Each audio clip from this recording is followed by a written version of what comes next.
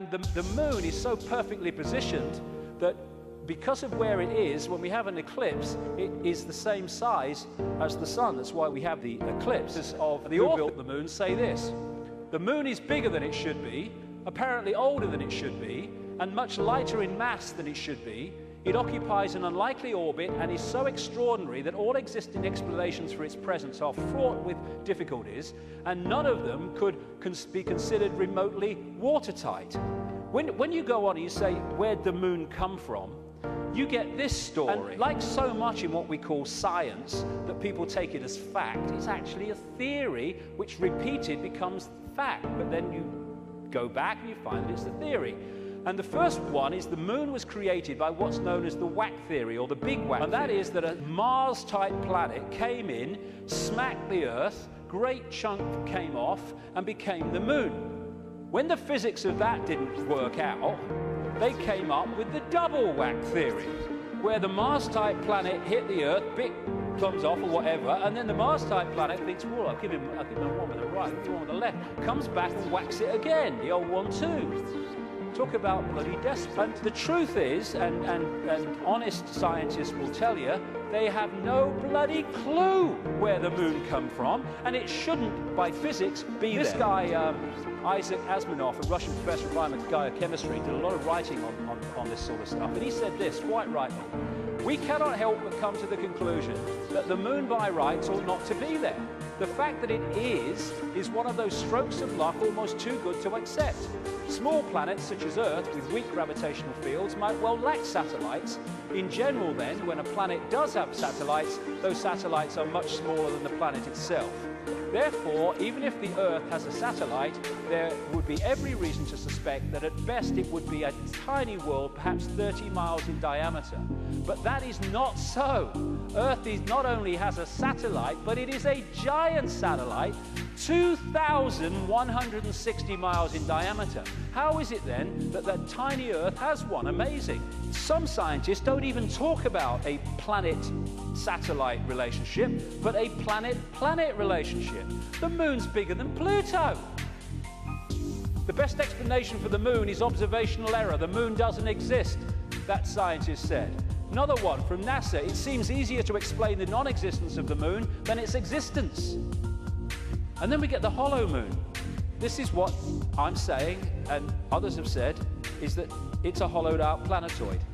In November 1969, the moon was hit by a lunar module to the equivalent of 1 ton of TNT.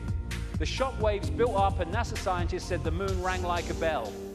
Maurice Ewing, a co-director of the seismic experiment, told the news conference, "As for the meaning of it, I'd rather not make an interpretation right now, but it is as though someone had struck a bell, say in the belfry of a church, a single blow, and found that the reverberation from it continued for 30 minutes.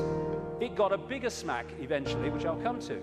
Frank Press from the Massachusetts Institute of Technology, MIT, said that for a rather small impact to produce an effect that lasted for 30 minutes was quite beyond the range of our experience.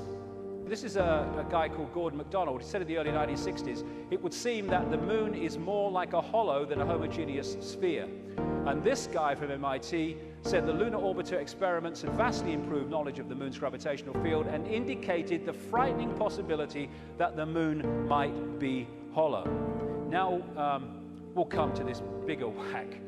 A launch vehicle struck the moon with the equivalent of 11 tons of TNT, and NASA scientists said the moon reacted like a gong and continued to vibrate for 3 hours and 20 minutes to a depth of up to 25 miles. Ken Johnson, a supervisor of the Data and Photo Control Department during the Apollo missions, told Who Built the Moon author Alan Butler that the moon not only rang like a bell, but the whole moon wobbled in such a precise way that it was almost as though it had gigantic hydraulic damper struts inside it. These two Russian scientists from the Soviet Academy of Scientists wrote an article in 1970 in Sputnik magazine in Russia headed, "Is the moon the creation of an alien intelligence?" And all these years later, it indicates the fact that they were right. What they point out, and others point out, is the outer surface of the moon is extremely hard and contains minerals like titanium. Moon rocks have been found to contain processed metals, including brass and mica, and the elements uranium-236 and neptunium-237 that have never been found to occur naturally. Uranium-236 is a long-lived radioactive nuclear waste and is found in spent nuclear fuel and reprocessed uranium. Neptunium-237 is a radioactive metallic element and a byproduct of nuclear reactors and the production of plutonium. Some lunar rocks have been found to contain 10 times more titanium than titanium-rich rocks on Earth. Titanium is used in supersonic jets, deep-diving submarines and spacecraft.